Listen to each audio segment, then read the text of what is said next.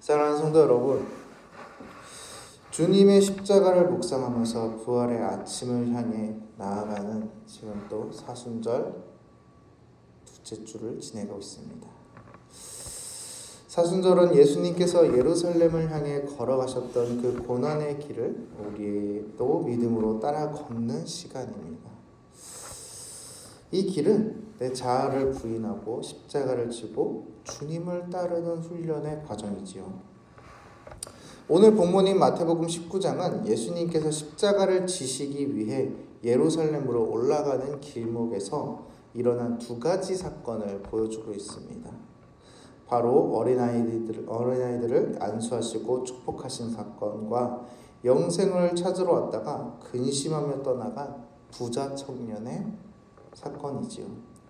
이 마태는 이 두 가지 대조적인 그림을 나란히 배치함으로써 십자가의 길을 걷고자 하는 우리에게 아주 근본적인 질문을 던지고 있습니다. 과연 당신은 천국에 들어갈 자격이 있습니까? 당신의 손에는 지금 무엇을 쥐고 있습니까? 말씀의 첫 장면은 부모들이 예수님의 축복 기대를 기대하며 어린아이들을 데려오는 것으로 시작합니다.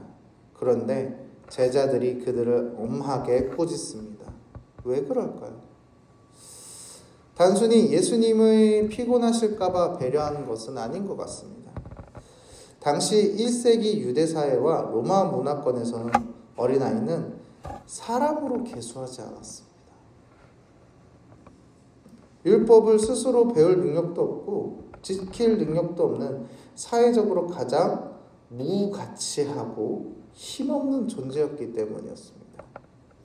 그래서 제자들의 눈에는 예수님은 곧 예루살렘에 입성하여 위대한 하나님의 나라를 세우실 메시아인데 아무 능력도 아무 가치도 아무 힘도 되지 않은 어린아이들은 그 중요한 사역에 방해된다라고 생각했기 때문입니다. 그러나 예수님은 제자들을 만류하시며 아주 폭탄과 같은 말씀을 하십니다. 어린아이들을 용납하고 내게 오는 것을 금하지 말라. 천국이 이런 사람의 것이니라. 14절입니다. 여러분, 우리는 종종 이 말씀을 아이들의 순수함이나 천진난만함으로 오해하곤 합니다. 하지만 주의적 관점에서 이 말씀의 핵심은 바로 무엇이냐면 철저한 의존성입니다. 철저한 의존성. 어린아이들의 가장 큰 특징이 뭔가요? 자기 스스로 1분 1초를 살아갈 수 없는 절대적 무능력입니다. 우리 아이들을 키워보시면 아실 겁니다. 우리 2살, 3살짜리 아이들 혼자서 뭘 할 수 있나요? 자기가 먹을 줄도 몰라서 숟가락에 입을 대줘야 되고요. 자기가 씻을 줄도 몰라서 자기가 다 씻겨줘야 되고요. 할 줄 아는 거, 씹고 자는 거. 그조차도 부모와 같이 있어야지 먹고 부모와 같이 있어야지 잘 수 있다는 겁니다. 근데 이 천국은 내가 율법을 얼마나 지켰고 얼마나 훌륭한 업적을 쌓았는지 자랑하는 것이 아니라 이 철저한 무의존성을 통하여서 하나님께 나아가는 자들이 가져갈 수 있다는 것이죠. 어린아이와 같이 하나님이 없으면 안 되는 사람처럼 살아가야 된다는 것입니다. 오직 십자가의 은혜만을 전적으로 의지하는 자가 바로 그 빈손의 신앙을 가진 자들에게 허락된 나라라는 것이죠. 사랑하는 성도 여러분, 우리는 하나님을 얼만큼 의존하고 있습니까? 나의 의존성이 정말로 철저하게 하나님께 의존하고 있는지 한번 되돌아보셨으면 좋겠습니다. 이 은혜로운 선언이 끝난 후 한 사람이 또 예수님께 찾아옵니다. 그는 어린아이와 정반대의 스펙을 가진 사람입니다. 본문과 평행 구절들을 종합해보면 그는 청년이었고 부자였고 어느 지역의 관리였습니다. 젊음, 재물, 권력, 심지어 율법에 대한 열심까지 세상의 모든 기준에서 완벽한 엘리트였다라는 것이죠. 그가 예수님께 묻습니다. 내가 무슨 선한 일을 해야 영생을 얻습니까? 이 짧은 질문 안에는 이 청년의 치명적인 영적 한계가 보이기 시작됩니다. 그는 영생조차도 자기가 쟁취해야 한다라는 생각을 갖고 있었다는 것이죠. 세상에서는 노력해서 부와 명예를 얻을 수 있듯이 종교적 선행을 해야 그 종교적 선행이라는 대가를 지불하면 영생이라는 결과를 얻을 수 있다라고 믿고 있었다라는 겁니다. 그래서 예수님은 17절에 어찌하여서 선한 이를 내게 보느냐, 선한 이는 오직 한 분이시나 라는 그의 전제를 완전히 흔들어 버리십니다. 구원은 인간의 얄팍한 선행의 결과가 아니라 오직 선하신 하나님과의 관계 안에서 주어진 은혜임을 일깨워 주시려고 그렇게 말씀하고 계신다는 것이죠. 예수님은 그의 진짜 영적 상태를 진단하기 위해서 10계명 중 여러 계명을 이야기합니다. 살인하지 말라, 가늠하지 말라. 저는 이미 하고 있습니다. 율법 지켜라, 막 하고 있습니다. 그 다음에 제일 핵심적인 그의 어려운 것을 말하고 있습니다. 바로 내 이웃에 대한 사랑에 대해서 이야기를 하십니다. 이 모든 것을 내가 지켰었는데 무엇이 부족하나이까? 라고 대답을 들어왔지만 그는 어떻게 이야기하냐면 내 소유를 다 팔아라. 그리고 나를 따르라 하는 그 말씀에 대답하지 못하게 됩니다. 예수님은 위대한 스승으로서 단순히 지식을 전달하는 것을 넘어 2000년의 삶을 완전히 뒤집어 놓았다는 겁니다. 참된 변화를 향한 가르침을 주신다는 것이죠. 바로 예수님은 청년의 가장 아픈 곳, 가장 깊은 곳, 숨겨진 우상의 한가운데를 정확히 찌르고 있습니다. 네가 온전하고자 할진대 가서 네 소유를 팔아 가난한 자들에게 주라. 그리하면 하늘에서 보화가 내게 있으리라. 그리고 와서 나를 따르라. 여러분, 이 말씀은 모든 그리스도인들에게 재산을 다 팔고 빈털터리라는 해라는 일반적인 명령이 아닙니다. 사실은 이것은 오직 이 청년을 향한 맞춤형 영적 솔루션이었다는 것이죠. 이 청년은 이웃을 내 몸과 같이 사랑했다라고 자부하고 살았습니다. 그렇다면 네가 가진 그 막대한 재물을 가난한 이웃에게 나눌 수 있느냐라는 주님의 도전에 그 자부심들이 무너져가는 것이죠. 내가 자신했던 것들이. 그의 진정한 하나님은 여호와가 아니라 재물이었기 때문입니다. 그는 돈이 주는 안정감, 돈이 주는 힘과 지위를 포기할 수 없었습니다.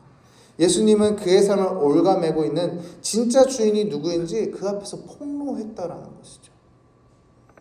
참된 가르침은 이처럼 우리의 뼈를 때리는 현실에 직면하고 돌이켜 생명의 길을 걷게 하는 능력이 있습니다. 여러분, 여기서 예수님이 하신 나를 따르라 라는 말씀은 헬라어 현재 명령법으로 한 번 돕고 끝나는 것이 아니라 지금부터 계속해서 나와 함께 십자가의 길을 걷자라고 말씀하시는 겁니다.